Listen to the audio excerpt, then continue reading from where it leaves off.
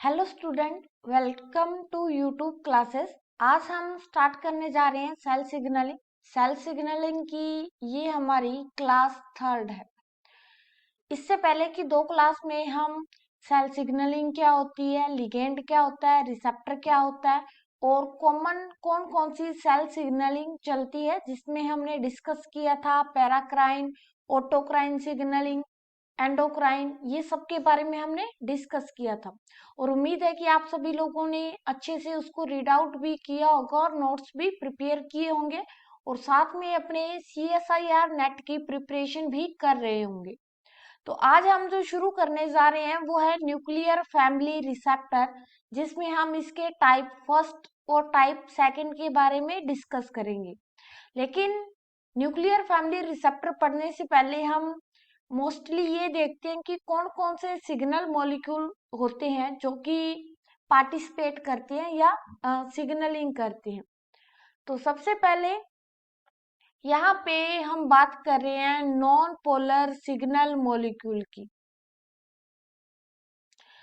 तो non polar signal molecule वो होते हैं जो कि मेनली हाइड्रोफोबिक होते हैं, यानी कि ये वाटर हेटिंग होते हैं और ये प्लाज्मा मेम्ब्रेन को इजिली डिफ्यूज कर जाते हैं, यानी कि प्लाज्मा मेम्ब्रेन को सीधा क्रॉस करके चले जाते हैं। और इनके लिए जो रिसेप्टर होते हैं, रिसेप्टर, वो हमें पता है कहाँ देखने को मिलेंगे, या तो हमें न्यूक्लियस के अंदर देखने को मिलेंगे या फिर साइटोसोल के अंदर देखने को मिलेंगे। यहाँ पे नॉन पोलर सिग्नल मॉलिक्यूल के रिसेप्टर प्रेजेंट होते हैं। तो देखते हैं कि कौन कौन से नॉन पोलर सिग्नल मॉलिक्यूल है जो कि काम करते हैं। तो सबसे पहले जितने भी नॉन पोलर सिग्नल मॉलिक्यूल होते हैं वो ज्यादातर स्टेरॉइड होते हैं। स्टेरॉइड यानी कि इसमें जो प्रिकर्सर मॉलिक्यूल है जो कि आप बोल सकते हो सिग्नल का फॉर्मेशन करता है, वो कोलेस्ट्रॉल होता है। तो जैसे अगर हम देखें तो सबसे पहले है aldosterone, progesterone, testosterone, oestrogen, cortisol, mineralocorticoid, glucocorticoid, retinoic acid, thyroxine और बहुत सारे गैस लाइक गैसेस जो होती है जैसे कि नाइट्रिक ऑक्साइड हो गया, कार्बन मोनोऑक्साइड हो गया, ये सारे क्या है, ये सारे के सारे नॉन पोलर हैं। यहाँ पे किडनी के द्वारा आप ये बोल सकते हो कि किडनी के द्वारा मोस्टली जितने भी हार्मोन, मोस्टली बोला है, टोटल नहीं बोला या सारे नहीं बोले, तो मोस्टली जो हार्मोन है वो सारे के सारे स्टीरॉइड है।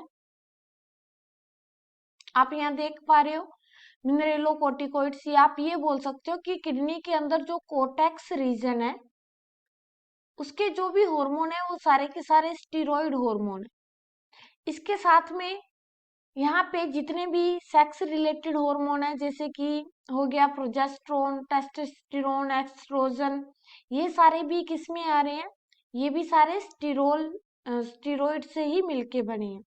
साथ में रेटिनोइड एसिड भी है, थायरोक्सिन भी है, नाइट्रिक ऑक्साइड भी है और कार्बन मोनोऑक्साइड भी है। तो ये कुछ गैसेस है जो कि नॉन पोलर सिग्नल मॉलिक्यूल की तरह काम करती है। नीचे है एक्सेप्शन। एक्सेप्शन में हमें क्या बोला गया है, अगर हम देखें तो कि non polar signal receptor present on plasma membrane. अभी तक पीछे भी हमने देखा था और यहाँ पे भी हम देख रहे हैं कि जो नॉन पोलर सिग्नल मॉलिक्यूल है उसके लिए रिसेप्टर या तो न्यूक्लियस में होएगा या कुछ साइटोसोल में होएगा। लेकिन यहाँ पे कुछ एक्सेप्शन है। एक्सेप्शन क्या है कि ये जो रिसेप्टर है वो प्लाज्मा मेम्ब्रेन पे है। इस तरह से ये मान लीजिए सेल है और यहाँ पे स्टीरॉइड हार्मोन के लिए जो सिग्नल है वो यहाँ प्लाज्मा मेम्ब्रेन पे प्रेजेंट है। रिसेप्टर जो है प्लाज्मा मेम्ब्रेन पे प्रेजेंट है। लेकिन यहाँ पे हमने क्या देखा था कि यहाँ पे जो रिसेप्टर है वो या तो न्यूक्लियस में प्रेजेंट है या फिर साइटोसोल के अंदर प्रेजेंट है। देखते हैं कौन कौन से हार्मोन है जिनके लिए रिसेप्टर प्लाज्मा मेम्ब्रेन पे प्रेजेंट है। तो अगर हम प्लांट की बात करें तो प्लांट के अंदर पहला है जिब्रेलिक एसिड, दूसरा है ऑक्सिन, तीसरा है ब्रेसिनोस्टेरॉइड। ये तीनों के लिए जो लिगेंड आते हैं वो नॉन पोलर है और इनके जो रिसेप्टर हैं वो है प्लाज्मा मेम्ब्रेन पे। अगर हम एनिमल की बात करें तो एनिमल में हो गया प्रोस्टाग्लैंडिन, थ्रोम्बोक्सिनस और ल्यूकोट्राइन्स। इनके लिए जो रिसेप्टर हैं वो प्लाज्मा मेम्ब्रेन के ऊपर प्रेजेंट होते हैं। आगे हम बात करते हैं पोलर सिग्नल मॉलिक्यूल की। यहाँ पे तो पोलर सिग्नल मॉलिक्यूल के अंदर भी अगर हम देखें तो सबसे पहले है अमाइनो एसिड, कि कौन कौन से अमाइनो एसिड ऐसे हैं जो कि पोलर सिग्नल मॉलिक्यूल की तरह काम करते हैं। सबसे पहला है ग्लाइसिन एंड गाबा। गाबा का जो नाम है पूरा है वो है गामा अमाइनो ब्यूटायरिक एसिड। ये गाबा की फुल फॉर्म है गामा अमाइनो ब्यूटायरिक एसिड। और ये जो है ग्लाइसिन और गाबा ये दोनों ही इनहिबिटरी न्यूरोट्रांसमीटर है, न्यूरो ट्रांसमीटर है, यानी कि सिग्नल को रोकने का काम करती है। दूसरा है एस्पार्टेट और ग्लूटामेट। ये दोनों जो है वो स्टिमुलेट न्यूरोट्रांसमीटर है, स्टिमुलेट करते हैं प्रोसेस को। और ये इनका जो काम है वो है सोडियम चैनल को ओपन करना, ओपन सोडियम आयन चैनल। इसको ओपन करने का ये काम करते हैं ताकि सोडियम जो है उसका इनफ्लक्स हो सके या वो अंदर की तरफ आ सके। दूसरा है अमाइनो एसिड डेरिवेटिव, यानी कि जो अमाइनो एसिड से डेरिवेट किया जाता है, यानी कि उनको बनाया जाता है। सबसे पहला है हिस्टोमाइन। हिस्टोमाइन जो है वो हिस्टिडीन अमाइनो एसिड से मिलके बना है। ऐसे ही सेरोटोनिन जो हम हार्मोन पढ़ते हैं वो ट्रिप्टोमाइन से मिलके बना है। और एपिनेफ्रिन और नोरएपिनेफ्रिन हार्मोन जो कि किडनी से सिक्रीट होता है, किडनी से भी मेनली जो मेड्यूला वाला रीजन होता है किडनी का, मेड्यूला, वहां से सिक्रीट होते हैं। साथ में डोपामाइन। तो ये तीनों हार्मोन जो है वो टायरोसिन अमाइनो एसिड और फिनाइल एलानिन अमाइनो एसिड से मिलके बनते हैं। उसके बाद में है शॉर्ट पेप्टाइड। शॉर्ट पेप्टाइड में देखें तो इसमें आ जाएगा थायराइड सिग्नलिंग पेप्टाइड हार्मोन, तो ये इसमें प्रेजेंट है। इसके बाद में अगर हम पेप्टाइड सिग्नल की बात करें तो पेप्टाइड सिग्नल में आ जाएंगे एडीएच। एडीएच की जो फुल फॉर्म है वो है एंटी डाई यूरेटिक हार्मोन। इसका दूसरा नाम जो है वो है वैसोप्रेसिन, वैसोप्रेसिन। और ये किडनी से सिक्रीट होता है, ये आप लोगों ने पढ़ा होगा कि वाटर के रीअब्सॉर्ब में हेल्प करता है। उसके बाद में ऑक्सीटोसिन, प्रोलैक्टिन। ऑक्सीटोसिन को हम बर्थ हार्मोन भी बोलते हैं, बर्थ हार्मोन। प्रोलैक्टिन जो कि मिल्क के सिक्रीशन को इंक्रीज करता है। बी एंडोर्फिन, इंसुलिन, ग्लूकागोन, ये पैंक्रियास के द्वारा सिक्रीट किए जाते हैं।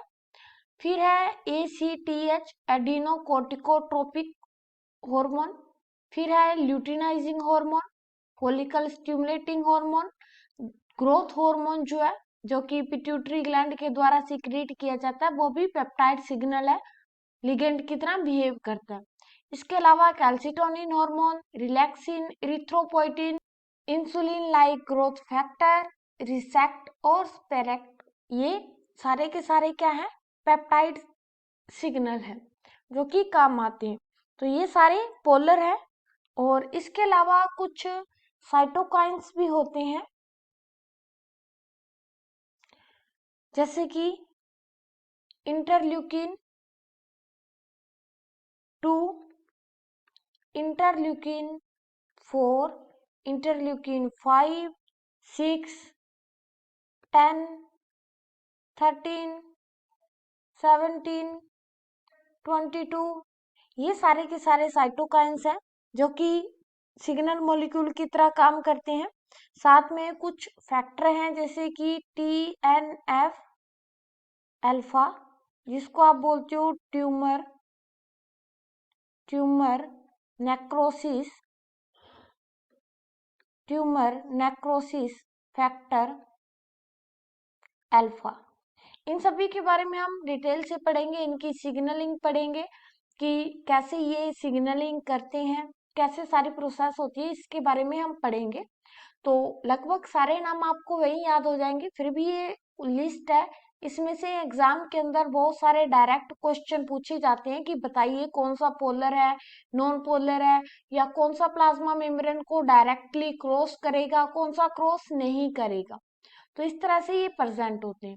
अच्छा, नॉन पोलर वाले के लिए आप लोगों को पता चल गया कि इसके लिए जो रिसेप्टर होते हैं वो साइटोप्लाज्म में होते हैं या न्यूक्लियस में होते हैं।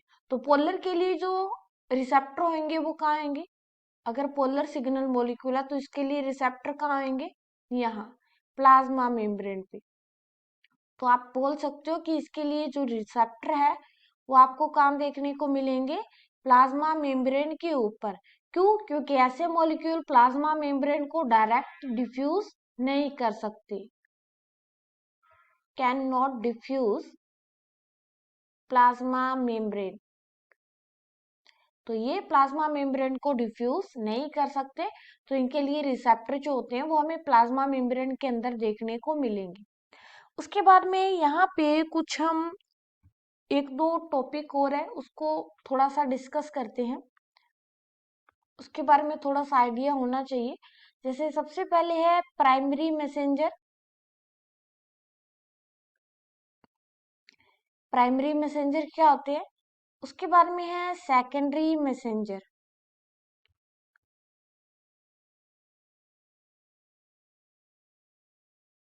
इसके बारे में देखते हैं क्या होते हैं।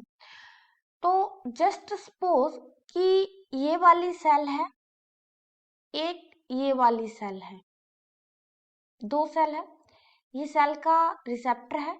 ये पहले वाली सेल, इसका हम नाम रख देते हैं ए, दूसरी वाली का बी। अब क्या हुआ? अब एक्चुअली में यहाँ पे जो ए सेल है उसने कुछ सिग्नल को रिलीज किया, यहाँ पे एक्स्ट्रा सेलुलर साइड में सिग्नल को रिलीज किया। ये सिग्नल डिफ्यूज हुआ, यहाँ पे डिफ्यूज होने के बाद में कहाँ गया? बी सेल के पास। और बी सेल के पास जाने के बाद में यहाँ पे इसके लिए जो रिसेप्टर है बी सेल पर, उसके साथ में बाइंड हो गया। तो ये जो सिग्नल है, ये सिग्नल पहली बार जो इंफॉर्मेशन लेके आया है, यानी कि वो सिग्नल जो पहली बार इंफॉर्मेशन को लेके आता है, इंफॉर्मेशन को लेकर आता है, उसको हम क्या बोलते हैं? उसी को हम बोलते हैं प्राइमरी मैसेंजर, यानी कि फर्स्ट टाइम इंफॉर्मेशन लाएगा। तो जितने भी non polar polar signal molecule पड़े हैं ना, ये कौन से हैं? फर्स्ट टाइम इंफॉर्मेशन दे रहे हैं हमें। यानी कि एक सेल सिक्रेट करेगी, दूसरी सेल इसको रिसेप्टर के द्वारा सेंस करेगी और रिस्पॉन्स को जनरेट करेगी। तो ये सारे के सारे क्या है? Primary messenger. ये तो हो गया प्राइमरी मैसेंजर क्या होते हैं। अब हम देखते हैं कि सेकेंडरी मैसेंजर क्या होते हैं। तो सेकेंडरी मैसेंजर वो होते हैं जो कि सेकंड टाइम इंफॉर्मेशन को पास करते हैं।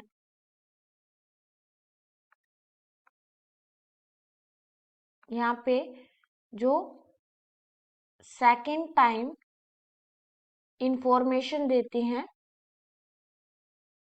उसको हम क्या बोलते हैं? सेकेंडरी मैसेंजर बोलते हैं। जैसे कि यहाँ पे सबसे पहले प्राइमरी मैसेंजर आया। प्राइमरी मैसेंजर ये सिग्नल लेके आया कि हाँ, हमें सेल की ग्रोथ करवानी है या डिवीजन करवाना है। तो इसने क्या किया? सिग्नल यहाँ पे आया, सिग्नल रिसेप्टर पे बाइंड हुआ, रिसेप्टर एक्टिवेट हो गया। ये तो था प्राइमरी। अब क्या हुआ, जैसे ही रिसेप्टर एक्टिवेट हुआ, इस सेल के अंदर जितने भी प्रोटीन प्रेजेंट है, या आप बोल सकते हो कि इफेक्टर प्रोटीन जो है,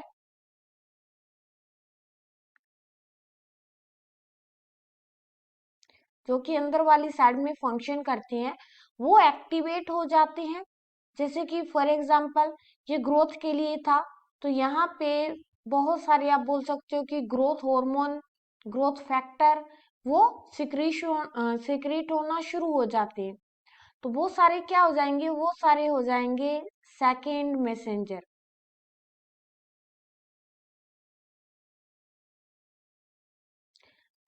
सेकेंड मैसेंजर के अगर हम एग्जाम्पल पढ़े, तो इसमें आ जाएगा साइक्लिक एएमपी, साइक्लिक जीएमपी, इसी के साथ में IP3, डैग, और इसी के साथ में कैल्शियम आयन। ये सारे के सारे क्या हैं, सेकेंडरी मैसेंजर है, जो कि सेकेंड टाइम मैसेज को सेल के अंदर लाते हैं, या ये एक्टिवेट होके एक दूसरे को आगे की साइड में एक्टिवेट करते रहते हैं। जैसे मान लो यहाँ पे ये सिग्नल है, इसका नाम रख दिया एक्स। एक्स सिग्नल बाहर से आया, ये प्राइमरी सिग्नल है। एक्स रिसेप्टर से बाइंड हुआ, इससे बाद में कोई नया प्रोटीन एक्टिवेट हुआ, ये है ए, ये है सेकेंडरी मैसेंजर। ए ने फिर बी को एक्टिवेट किया, ये भी सेकेंडरी मैसेंजर। फिर किसी और को एक्टिवेट करेगा, सी प्रोटीन को कर दिया, फिर आगे डी को कर दिया।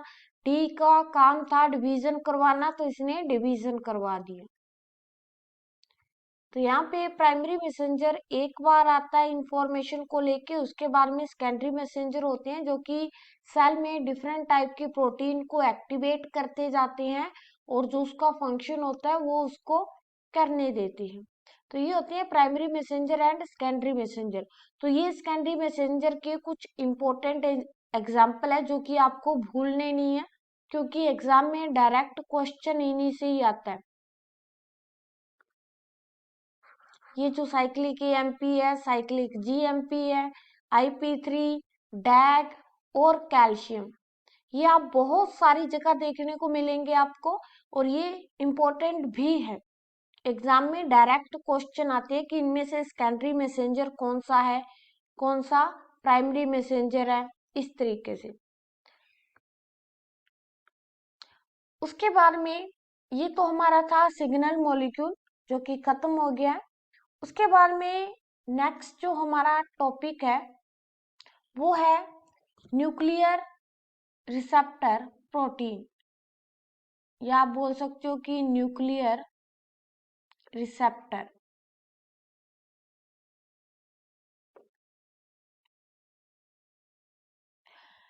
तो पहले भी हमने पढ़ा था कि न्यूक्लियर रिसेप्टर जो होते हैं वो कहाँ प्रेजेंट होते हैं, न्यूक्लियस के अंदर प्रेजेंट होते हैं,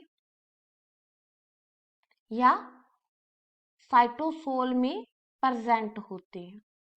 अगर हम इनके लिए लिगेंड की बात करें कि लिगेंड किस टाइप के हमें देखने को मिलेंगे, तो इनके जो लिगेंड होते हैं वो आप बोल सकते हो वाटर हेटिंग होते हैं, वाटर हेटिंग, या हाइड्रो हाइड्रोफोबिक होते हैं नेचर के अंदर।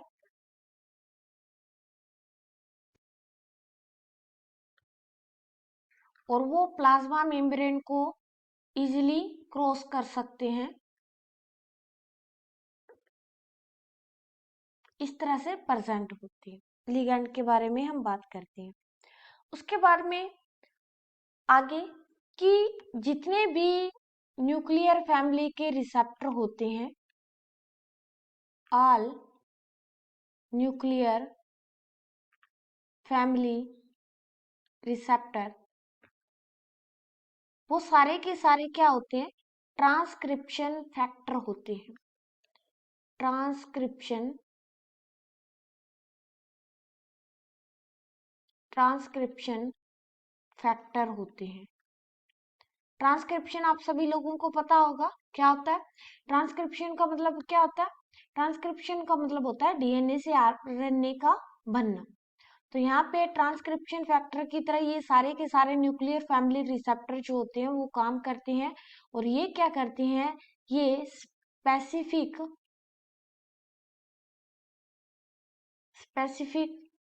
टारगेट जीन का एक्सप्रेशन करवाते हैं।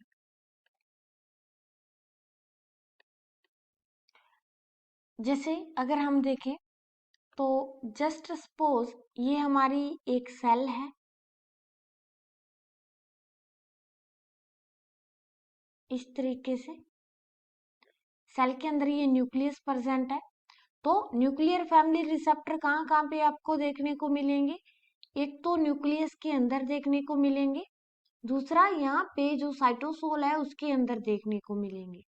अब यहाँ पे देखिए, यहाँ पे बाहर वाली साइड में non polar signal molecule present है। ये क्या करेंगे, ये डायरेक्ट प्लाज्मा मेम्ब्रेन को क्रॉस करेंगे, अंदर वाली साइड में आएंगे। अगर ये रिसेप्टर साइटोसोल में बाइंड होने के लिए है तो यहाँ पे ये साइटोसोल रिसेप्टर से बाइंड हो जाएंगे, वरना ये क्या करेंगे, ये न्यूक्लियर मेम्ब्रेन को भी क्रॉस करेंगे और न्यूक्लियस के अंदर जो रिसेप्टर प्रेजेंट है वहां पे जाकर बाइंड हो जाएंगे और टारगेट जीन का एक्सप्रेशन करेंगे। टारगेट जीन एक्सप्रेशन,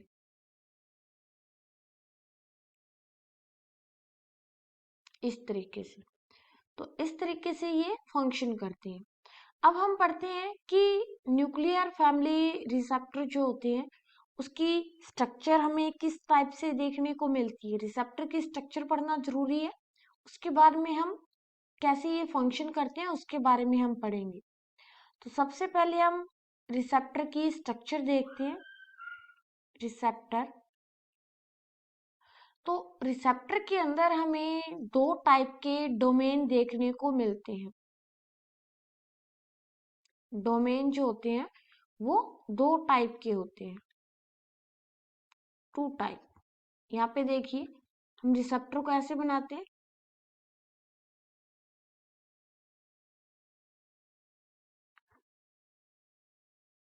इस तरीके से। यहाँ पे आपको जो ऊपर वाला ये वाला पोर्शन दिख रहा है ये अलग है, अलग फंक्शन करता है। नीचे वाला यहाँ पे जो दिख रहा है ये वाला, ये अलग है। तो ऊपर वाला ये जो आपको पोर्शन दिख रहा है इसको हम बोलते हैं LBD, जिसकी फुल फॉर्म है लिगैंड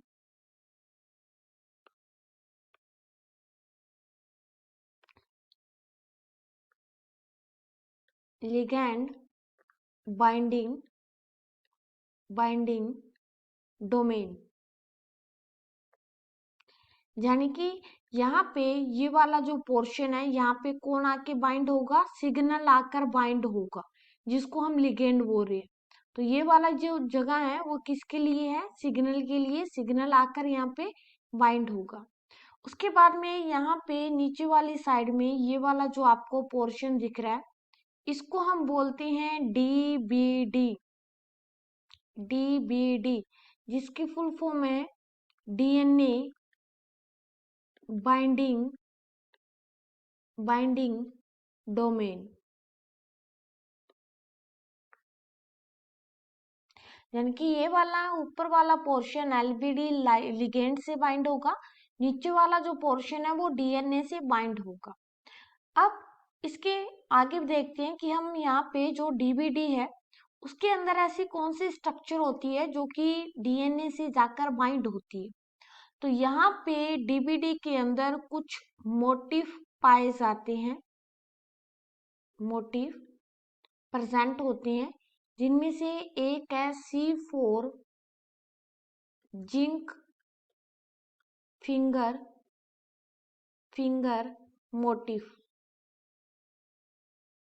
न्यूक्लियर फैमिली रिसेप्टर के अंदर C4 जिंक फिंगर मोटिफ का बहुत बड़ा रोल होता है, क्योंकि यही पोर्शन होता है जो डीएनए बाइंडिंग डोमेन में प्रेजेंट होता है। अगर हम देखें कि ये कैसे प्रेजेंट होता है, तो ये क्या करता है, यहाँ पे ये C4 जिंक फिंगर मोटिव ये जाके डीएनए के साथ में इंटरेक्ट करता है, इंटरेक्ट विद, तो ये क्या कर रहा है, इंटरेक्ट कर रहा है, इंटरेक्ट विद डीएनए, और डीएनए के साथ में इंटरेक्ट करने के पर ये कहाँ पे बाइंड होता है डीएनए में, जब डीएनए से इंटरेक्ट करता है तब ये डीएनए के अंदर जो HRE साइट है इस साइट पे बाइंड होता है। यानी कि डीबीडी के अंदर जो डीएनए बाइंडिंग डोमेन है उसके अंदर एक मोटिफ होता है, मोटिफ का नाम है C4 जिंक फिंगर मोटिफ। ये क्या करता है, डीएनए से इंटरेक्ट करता है। अब डीएनए की कौन सी साइट से इंटरेक्ट करता है, तो वो साइट है HRE साइट जो कि डीएनए में प्रेजेंट है, वहां पे आकर बाइंड करता है। HRE का फुल फॉर्म है hormone hormone response hormone response element, यहाँ पे बाइंड करता है। इस तरह से ये फंक्शन करते हैं। अगर हम यहाँ पे इस C4 जिंक फिंगर मोटिव की स्ट्रक्चर देखें, C4 zinc finger motive motive अगर हम इसकी स्ट्रक्चर देखें तो इसकी स्ट्रक्चर में हमें 4 सिस्टीन देखने को मिलती है। सिस्टीन अमाइनो एसिड प्रेजेंट होते हैं इस तरीके से,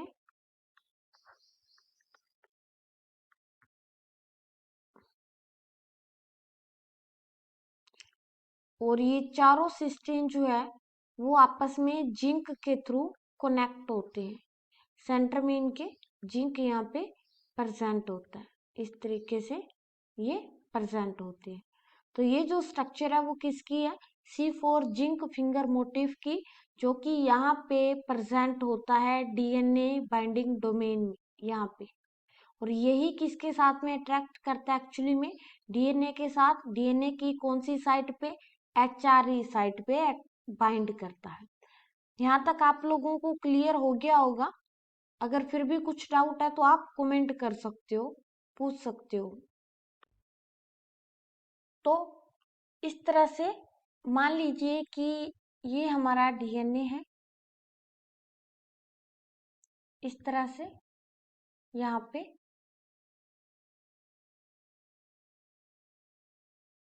डीएनए प्रेजेंट है।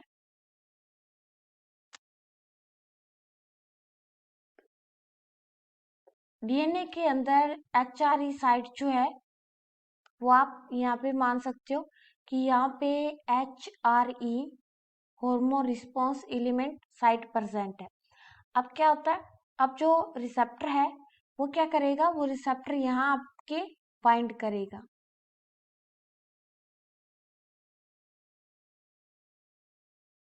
यहाँ पे ये रिसेप्टर डाइमर की तरह काम करते हैं, यानी कि आप बोल सकते हो कि 2 यूनिट होती है, इसलिए यहाँ पे हमने 2 बनाया।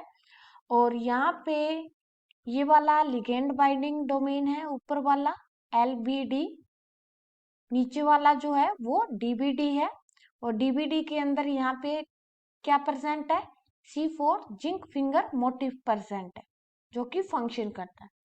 अब यहाँ पे क्या होता है कि यहाँ पे जब रिसेप्टर बाइंड करता है, रिसेप्टर के साथ में लिगेंड भी बाइंड होता है, HRE साइड पे आके वो बाइंड होते हैं, तब यहाँ पे आगे वाली साइड में जो टारगेट जीन एक्सप्रेशन है वो हो जाता है, या टारगेट जीन का जो एक्सप्रेशन है वो हो जाता है, टारगेट जीन एक्सप्रेशन हो जाता है। इसके हम ओवरऑल प्रोसेस देखेंगे कि कैसे ये एक्चुअली में होता है, इसके बारे में हम आगे पढ़ेंगे। बस एक बार आप यहाँ तक देख लीजिएगा कि जैसे ही HRE साइट पे बाइंड होगा रिसेप्टर, उसके साथ में लिगेंड है, तो उसके बाद में ये क्या करेंगे, ये थोड़े बहुत कुछ प्रोसेस के थ्रू टारगेट जीन का एक्सप्रेशन करवा देंगे। तो सबसे पहले हम यहाँ पे अब डिस्कस करने वाले हैं रिसेप्टर की स्ट्रक्चर। ये तो थी एक ओवरऑल स्ट्रक्चर, बट एक्चुअली में उसकी जो इंटरनल स्ट्रक्चर होती है वो कैसी दिखती है, तो आप बोल सकते हो स्ट्रक्चर ऑफ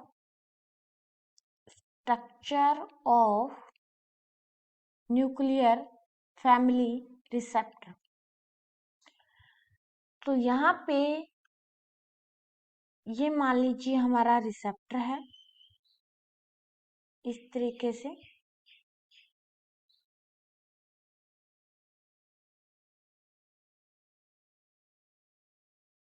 इस रिसेप्टर के अंदर 6 रीजन होते हैं। फर्स्ट जो रीजन है इसका हम नाम देते हैं ए बी, और यहाँ पे जो टर्मिनल होता है वो होता है एन टर्मिनल। यहाँ पे प्रेजेंट है सी, यहाँ वाला जो पोर्शन है वो है डी, ये वाला ई, और यहाँ पे एफ प्रेजेंट है, और ये वाला जो टर्मिनल है वो है सी टर्मिनल। तो ये एक ओवरऑल स्ट्रक्चर है, इसके बारे में हम डिटेल से पढ़ने वाले हैं। तो सबसे पहले ये एन टर्मिनल है। एन टर्मिनल के जस्ट साथ वाला जो रीजन है उसको हम बोलते हैं ए बी रीजन, और इसको आप वेरिएबल रीजन भी बोल सकते हो। Variable region, variable region. और यहाँ पे एक्टिवेशन फैक्टर, यहाँ पे एक्टिवेशन फैक्टर 1% होता है। उसके बाद में सी जो होता है उसको आप बोलते हो डीबीडी, यानी कि डीएनए बाइंडिंग डोमेन। और डीएनए बाइंडिंग डोमेन के अंदर क्या प्रेजेंट होता है, हमने पहले भी बात की है, C4 zinc finger motif present होता है। और ये क्या करता है, डीएनए के साथ में इंटरेक्ट करता है। डीएनए की कौन सी साइट पे बाइंड होगा, ये HRE पर साइट पर बाइंड होगा। उसके बाद में यहाँ पे एक और प्रेजेंट है, उसका नाम है P box and D box. ये 2 बॉक्स यहाँ पे प्रेजेंट है। ये क्या काम करते हैं, ये रिसेप्टर के डाइमराइजेशन में हेल्प करते हैं। रिसेप्टर डाइमेराइजेशन में हेल्प करते हैं। ये रिसेप्टर डाइमेराइजेशन क्या होता है ये भी हम डिस्कस करेंगे, पहले थोड़ी सी स्ट्रक्चर को डिस्कस कर लेते हैं। तो ये क्या कर रहे हैं, रिसेप्टर डाइमेराइजेशन में हेल्प कर रहे हैं। यहाँ पे ये जो सी वाला रीजन है ये डीबीडी हो गया। डी वाला जो रीजन होता है यहाँ पे ये वाला, इसको आप बोलते हो हिंज रीजन। और यहाँ पे प्रेजेंट होता है इस तरीके से NLS, इसकी फुल फॉर्म है न्यूक्लियर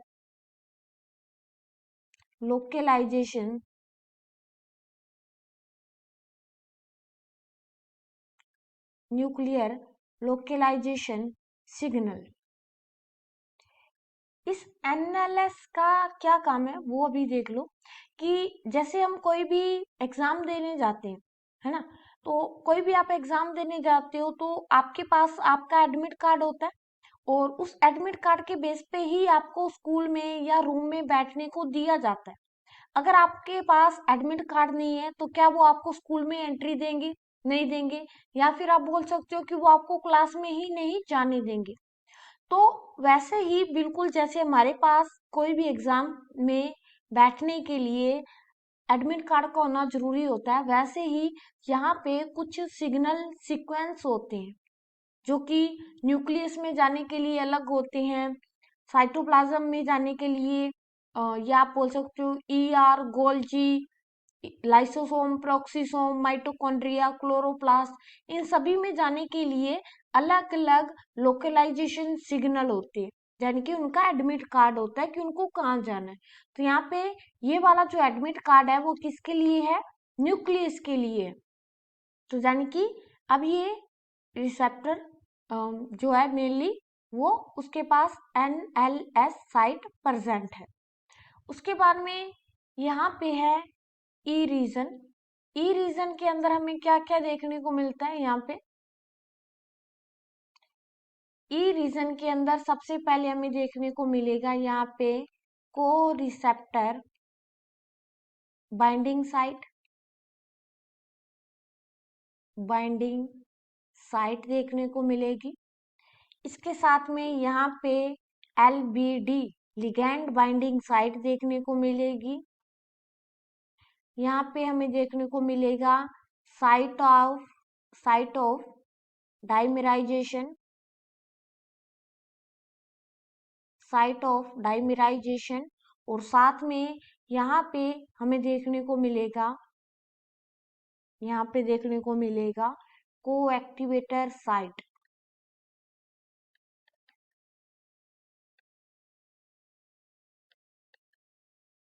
और यहीं पे प्रेजेंट होता है एक्टिवेशन फैक्टर 2, जिसको आप बोलते हो AF2। यहाँ पे AF फर्स्ट है जो कि AB में प्रेजेंट है, यहाँ पे AF2 है जो कि E साइट में प्रेजेंट होता है। उसके बाद में ये F वाला रीजन, ये वाला रीजन भी वेरिएबल रीजन है और इसके साथ में T टर्मिनल यहाँ पे प्रेजेंट होता है। यहाँ तक में भी आप लोगों को ये जो NFR है या न्यूक्लियर फैमिली रिसेप्टर है, इसकी स्ट्रक्चर जो है वो क्लियर होगी जो कि यहाँ पे आपको दिखाई दे रही है। अब कुछ और इम्पोर्टेंट पॉइंट है जो कि हम यहीं पे डिस्कस करते हैं, जैसे कि जो C और E जो है, C एंड E, ये दोनों रीजन क्या करते हैं, ये एक प्रोटीन है जिसका नाम है HSP90। इस प्रोटीन से बाइंड करने का काम करते हैं, यानी कि C एंड E रीजन जो है वो HSP19 से बाइंड करता है या बाइंड करने में आप बोल सकते हो रिस्पॉन्सिबल होता है, बाइंड करने के लिए रिस्पॉन्सिबल है। और अगर आपसे क्वेश्चन में पूछे मेनली कि HSP जो है वो कहाँ पे बाइंड होता है रिसेप्टर से, तो उसका आंसर आएगा लिगैंड बाइंडिंग साइट E। अगर दोनों हो तो दोनों सही है, वरना E वाला सही है। उसके बाद में यहाँ पे AF1 और AF2 जो होते हैं वो क्या करते हैं, यहाँ पे जो AF1 है एंड AF2 जो है वो क्या करते हैं, वो रिसेप्टर को प्लस जो ट्रांसक्रिप्शन फैक्टर इनको बाइंड करवाने में हेल्प करते हैं, या आप बोल सकते हो कि इनको कनेक्ट करने में हेल्प करते हैं। इस तरह से ये फंक्शन करते हैं। तो मे भी आप लोगों को पूरी की पूरी जो स्ट्रक्चर है न्यूक्लियर फैमिली रिसेप्टर की वो क्लियर होगी कि इसमें कितने रीजन होते हैं, कौन से रीजन में क्या प्रेजेंट होता है, और AF1 AF2 का फंक्शन क्या होता है, ये रिसेप्टर को और जो ट्रांसक्रिप्शन फैक्टर। अच्छा आप खुद बताओ कि रिसेप्टर तो चलो हो गया, ये है हमारे पास जो है ये वाला रिसेप्टर है, ट्रांसक्रिप्शन फैक्टर आपको कहाँ देखने को मिलेंगे, ट्रांसक्रिप्शन फैक्टर जो है वो हमें DNA पर देखने को मिलेंगे, यानी कि यहाँ पे रिसेप्टर और DNA के आपस में कनेक्ट होने की बात हो रही है कि वो कौन कौन करवाएंगे, वो AF1 और AF2 करवाएंगे। जो ट्रांसक्रिप्शन फैक्टर है उनके साथ बाइंडिंग कौन करवाएगा, AF1 और AF2 जो कि रिसेप्टर में प्रेजेंट है। यहाँ तक आप लोगों को क्लियर है। उसके बाद में हम पढ़ते हैं कि न्यूक्लियर फैमिली रिसेप्टर कितने टाइप की होती है। कौन कौन सी इसके अंदर सिग्नलिंग हमें देखने को मिलती है, इसके बारे में हम डिस्कस करते हैं।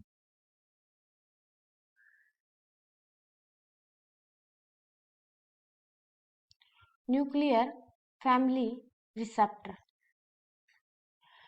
तो न्यूक्लियर फैमिली रिसेप्टर जो होती है वो दो टाइप की होती है। एक है टाइप फर्स्ट और एक जो है वो है टाइप सेकंड। सबसे पहले हम देखते हैं टाइप फर्स्ट में क्या है। टाइप फर्स्ट में जो हमें रिसेप्टर देखने को मिलेगा, वो रिसेप्टर हमें देखने को मिलेगा साइटोसोल के अंदर। यानी कि टाइप फर्स्ट के लिए जो रिसेप्टर है वो कहाँ मिलेगा, साइटोसोल में मिलेगा। और ये इसमें जो रिसेप्टर वो होमोडाइमर होते हैं, होमोडाइमर। यानी कि इसमें जो दो यूनिट होती है वो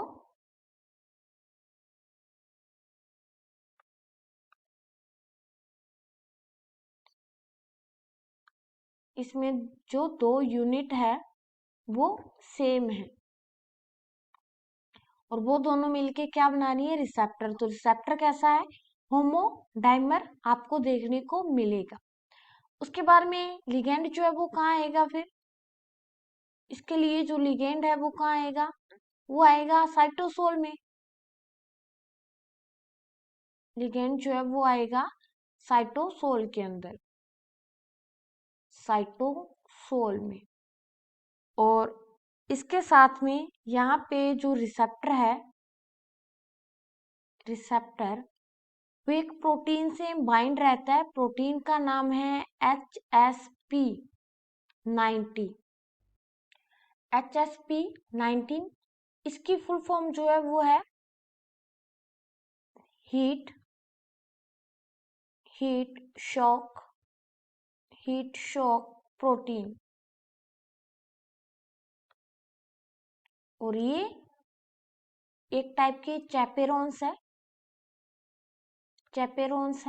ऐसे ही HSP70 भी होता है।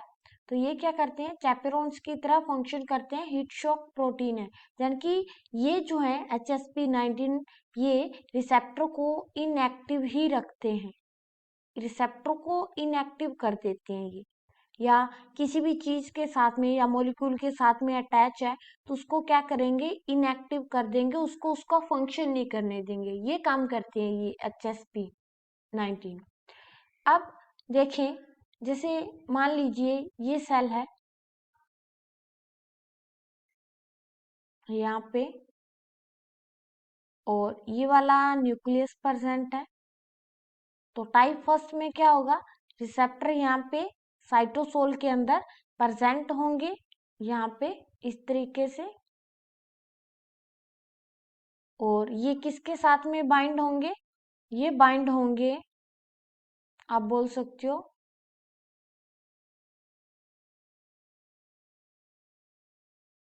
HSP90 के साथ में बाइंड होंगे। और किस फॉर्म में होंगे, अगर ये इसके साथ बाइंड है तो क्या HSP90 रिसेप्टर को एक्टिवेट करने देगा, नहीं करने देगा। तो ये रिसेप्टर किस फॉर्म में देखने को मिलेंगे, इनएक्टिव फॉर्म में हमें देखने को मिलेंगे इस तरीके से। ये वाला न्यूक्लियस है, ये न्यूक्लियस का रिसेप्टर है, यहाँ पे प्रेजेंट है। तो टाइप फर्स्ट का आप लोगों को क्लियर हो गया होगा। अगर हम इसके कुछ एग्जाम्पल देखें कि कौन कौन से ऐसे एग्जाम्पल है जो कि इसमें काम आते हैं, तो पहला है टेस्टोस्टेरोन,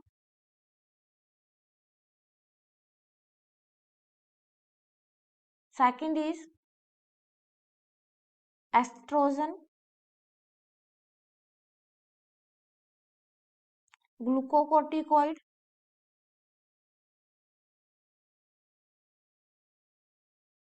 मिनरेलोकोर्टिकोइड,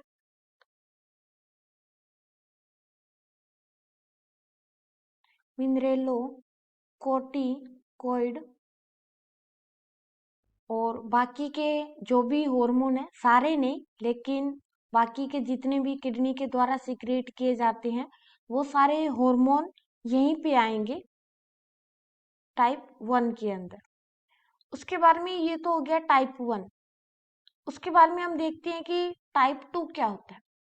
टाइप 2 के अंदर जो आपको रिसेप्टर देखने को मिलेगा वो आपको कहाँ देखने को मिलेगा, वो रिसेप्टर साइटोसोल में प्रेजेंट ना होके कहाँ प्रेजेंट होगा, न्यूक्लियस में प्रेजेंट होगा। और ये रिसेप्टर पहले ही डीएनए के साथ में बाइंड होगा, बाइंड विद डीएनए, पहले से डीएनए के साथ में बाइंड है, लेकिन किस फॉर्म में, इनएक्टिव फॉर्म में। कि बेशक ये रिसेप्टर पहले से ही न्यूक्लियस में प्रेजेंट है और डीएनए के साथ में भी बाइंड है, लेकिन किस फॉर्म में है, इनएक्टिव फॉर्म में। क्यों? क्योंकि जब तक इसको लिगेंड नहीं मिल जाता तब तक ये एक्टिव नहीं होने वाला। और इसका जो लिगेंड है वो कहाँ जाएगा फिर इससे बाइंड होने के लिए, वो भी कहाँ जाएगा, डायरेक्ट न्यूक्लियस के अंदर जाएगा। उसके बाद में ये जाके रिसेप्टर से बाइंड होगा, तब जाके रिसेप्टर एक्टिव फॉर्म में हमें देखने को मिलेगा। इस तरह से ये देखने को मिलेगा।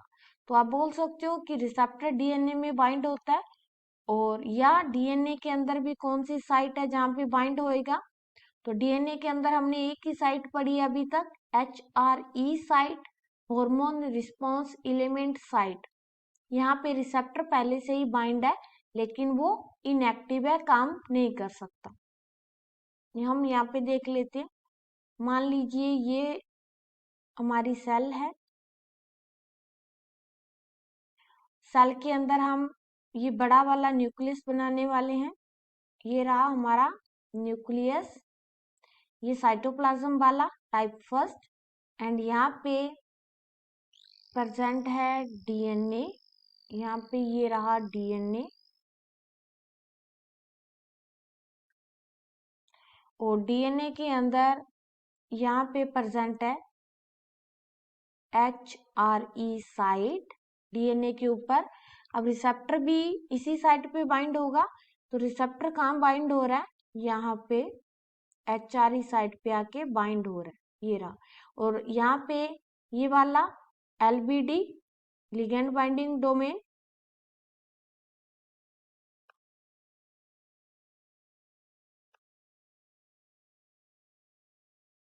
LBD, और ये वाला DBD। और ये क्या करेंगे, ये अभी इनएक्टिव है, कब तक, जब तक लिगेंड नहीं आता। जैसे लिगेंड आएगा, LBD से बाइंड हुआ, रिसेप्टर एक्टिवेट हो जाएगा और वो टारगेट जीन का एक्सप्रेशन करवा देंगे। टारगेट जीन एक्सप्रेशन इस तरीके से, लेकिन अभी ये इनएक्टिव फॉर्म में प्रेजेंट है। तो यहाँ पे टाइप 2 में जो रिसेप्टर है वो न्यूक्लियस के अंदर प्रेजेंट है। अगर हम इसके एग्जाम्पल देखें, जस्ट एग्जाम्पल, तो रेटिनोइक एसिड, ये भी आप बोल सकते हो टाइप 2 का एग्जाम्पल है।